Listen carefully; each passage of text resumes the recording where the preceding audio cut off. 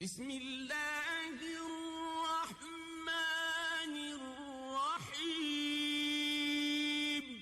حضرت مصعب ابن عمیر رضی اللہ تعالیٰ عنہ کی تبلیغ۔ مصعب بن عمیر رضی اللہ تعالیٰ عنہ جن کا ایک قصہ اوپر بھی گزر چکا ہے، ان کو رسول اللہ صلی اللہ علیہ وسلم نے مدینہ منورہ کی اس جماعت کے ساتھ جو سب سے پہلے منا کی گھاٹی میں مسلمان ہوئی تھی، تعلیم اور دین سکھانے کے لیے وہاں بھیج دیا۔ یہ مدینہ طیبہ میں ہر وقت تعلیم اور تبلیغ میں مشغول رہتے تھے، لوگوں کو قرآن شریف پڑھاتے، دین کی باتیں سکھلاتے۔ اسعد بن زرارہ رضی اللہ تعالیٰ عنہ کے پاس ان کی رہائش تھی اور مقری پڑھانے والا استاد کے نام سے مشہور ہو گئے۔ حضرت مصعب کا نام ہی پڑ گیا مقری، معنی پڑھانے والا۔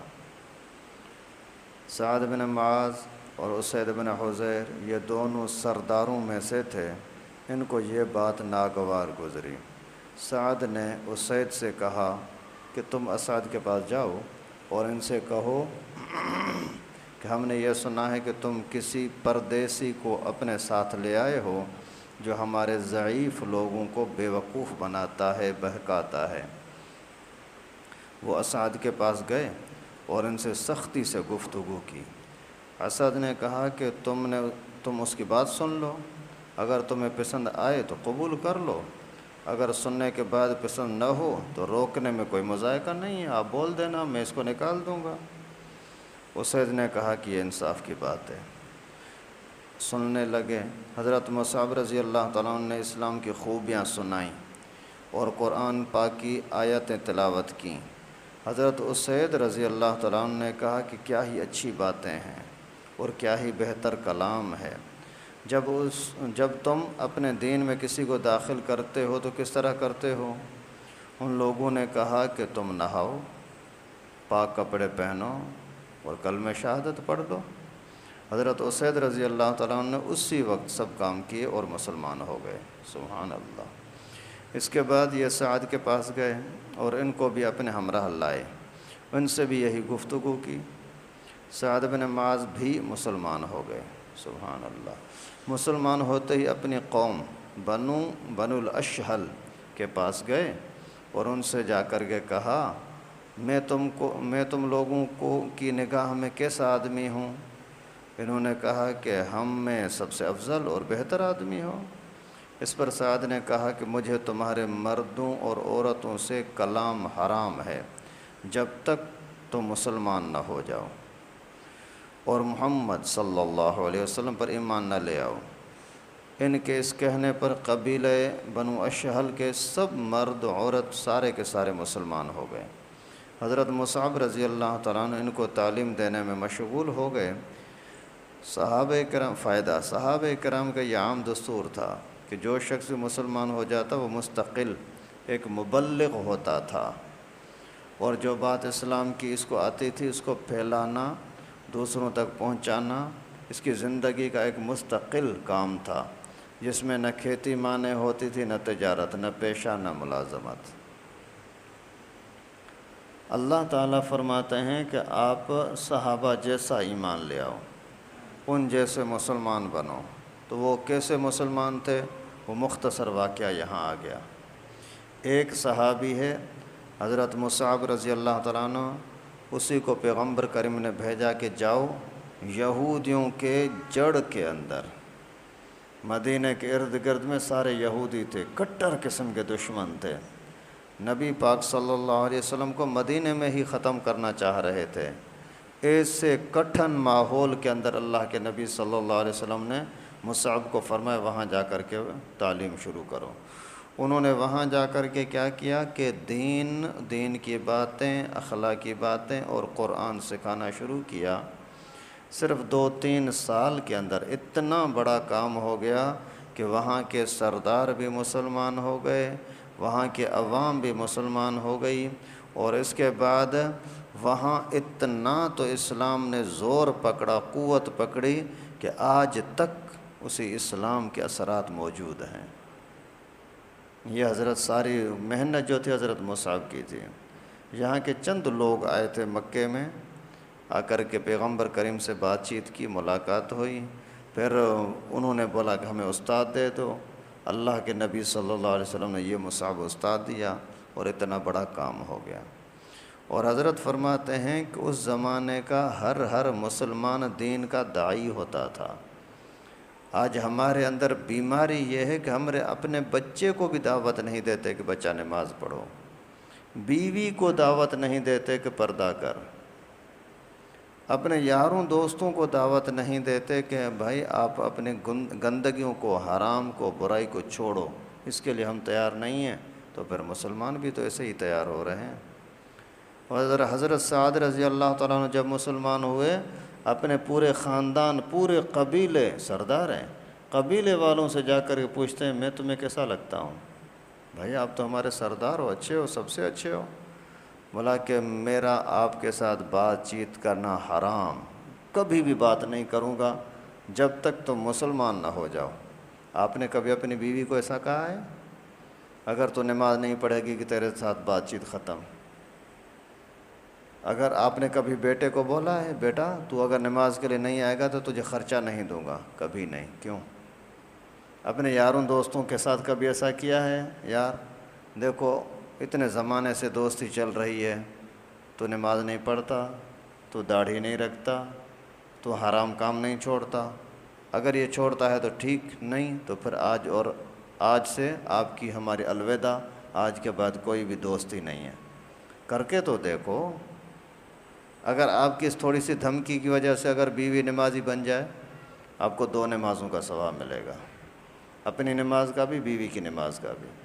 اگر گھر کے اندر ماحول بنا دیا، 5 بچے ہیں اور آپ کے کہنے کی وجہ سے 5 نماز پڑھ رہے ہیں، آپ 1 نماز پڑھ رہے ہو لیکن 5 نمازوں کا ثواب ملے گا ہر ٹائم پر، کہ اس کی نماز کا ثواب بھی آپ کو ملے گا نا، آپ نے اس کو نماز پر آمادہ کیا نا۔ اس وجہ سے اگر یہ بیماری آج بھی مسلمانوں سے ختم ہو جائے، اسلام قوت پکڑے گا۔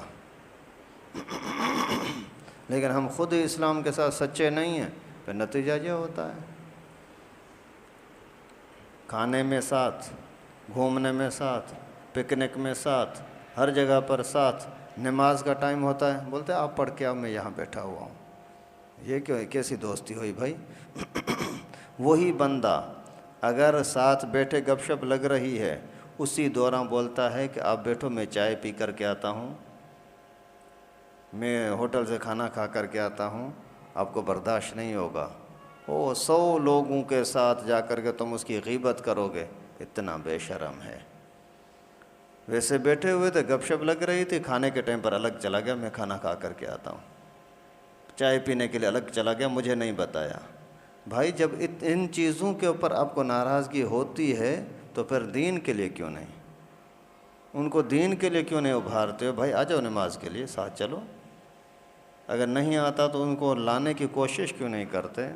آپ کے یار دوست ہیں قرآن پڑھنا نہیں آتا، ان کو قرآن سکھانے کی کوشش کیوں نہیں کرتے؟ ان کو کھینچ کر کے پکڑ کر کے لاؤ، آ جاؤ بابا 2 منٹ کے لیے آپ آ کر کے تھوڑا سا 1 آیت پڑھ لو، 2 آیتیں پڑھ لو، تھوڑا تھوڑا اپنے الفاظ صحیح کرو۔ تو اگر ہم خود اس دین کے اس شعبے کو، اس چیز کو کہ دعوت آگے پہنچاؤ، تبلیغ کرو، اگر اس نقطے پر ہم چلنا شروع کر دیں نا تو انشاءاللہ سارا ماحول اچھا ہو جائے گا۔ اللہ تعالی ہم سب کو توفیق نصیب فرمائے۔ حضرت نوفل بن معاویہ سے روایت ہے، فضائل نماز میں سے ہے، ان النبی صلی اللہ علیہ وسلم قال من فاتتہ صلاۃ فکأنما وطر اہلہ ومالہ، کہ رسول اللہ صلی اللہ علیہ وسلم کا فرمان ہے کہ جس شخص کی 1 نماز بھی فوت ہو گئی، 1 نماز، وہ ایسا ہے گویا اس کے گھر کے لوگ اور مال دولت سب چھین لیا گیا ہو۔ 1 نماز کا جانا سمجھو کہ آپ کے بیوی چھن گئی، مر گئی، آپ کے بچے مر گئے، آپ کا کاروبار جل گیا، اسی کے اندر اتنا نقصان نہیں جتنا 1 نماز کے چھوڑنے کے اندر نقصان ہے۔ یہ کسی کو احساس ہوتا ہے؟ 1000 روپے کا نوٹ اگر جیب سے گر جائے نیند نہیں آتی، اور اتنا بڑا اگر نماز چلے جانے کا عذاب اور تکلیف اور جو سزا ہے اس کا احساس ہی نہیں ہے، کیوں؟ اللہ تعالیٰ سمجھ نصیب فرمائے۔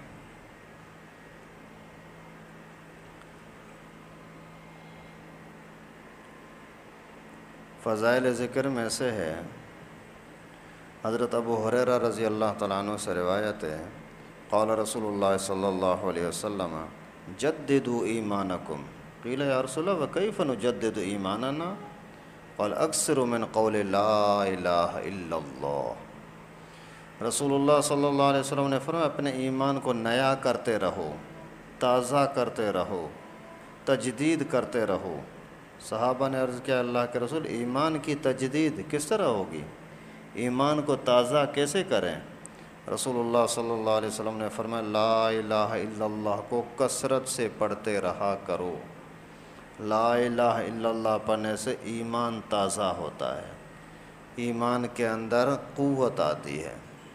لا الہ الا اللہ معنی کے ساتھ تھوڑا سا سمجھ کر کے پڑھو، اللہ کے سوا اور کوئی معبود نہیں، اللہ کے سوا کسی اور کے سامنے سجدہ نہیں، اللہ کے سوا مجھے کوئی روزی دینے والا نہیں، اللہ کے سوا کوئی میری بیماری کو ختم کرنے والا نہیں، اللہ کے سوا مجھے کوئی پریشانیوں سے بچانے والا نہیں۔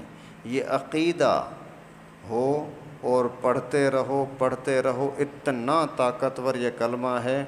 ایک طرف یہ کھڈے پورے کی جائیداد ملکیت کی قیمت ایک طرف رکھو، یہ کروڑوں کے اربوں خربوں کی ملکیتیں ایک طرف رکھو، لا الہ الا اللہ کا کلمہ ایک طرف رکھو، یہ زیادہ بھاری ہے۔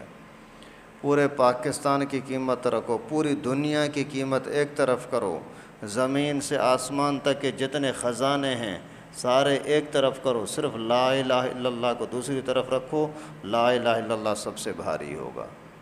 حدیث شریف میں آتا ہے قیامت کے دن لوگوں کے اعمال کو تولا جائے گا، ایک بندے کے عمل برے عمل اتنے ہوں گے کہ زمین سے لے کر کے آسمان تک یہ ہزاروں میلوں کی لاکھوں کروڑوں میلوں کا فاصلہ یہ اس کے برائیوں کے اندر بھر جائیں گے، تو وہ حیران ہوگا، پریشان ہوگا، ابھی پکا میں تو جہنم میں گیا، اتنے میں بولا جائے گا اس کی نیکیاں لے آؤ، تو اس کے لیے ایک کاغذ کا ٹکڑا، ایک بطاقہ کارڈ لایا جائے گا، یہ دیکھ کر کے اور پریشان ہو جائیں گا، اللہ برائیاں میری اتنی اور نیکیاں ساری ضائع ہو گئیں، صرف یہ ایک ٹکڑا بچا ہے۔ وہ جب اسی ترازو کے پلڑے کے اندر ڈالا جائے گا تو وہ سارا زمین سے آسمان تک بھرے ہوئے گناہ ہلکے پڑ جائیں گے، یہ کارڈ بھاری پڑ جائے گا، یہ کارڈ ہوگا لا الہ الا اللہ۔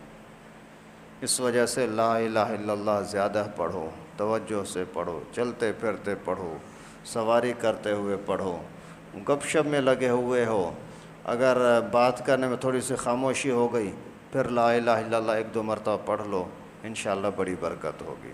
اللہ تعالیٰ سے دعا ہے کہ اللہ پاک ہم سب کو علم کے ساتھ، دین کے ساتھ، دین والوں کے ساتھ جڑے رہنے کی توفیق نصیب فرمائے۔ اللہ تعالیٰ صحابہ کرام کے نقش قدم پر چلنے کی توفیق نصیب فرمائے۔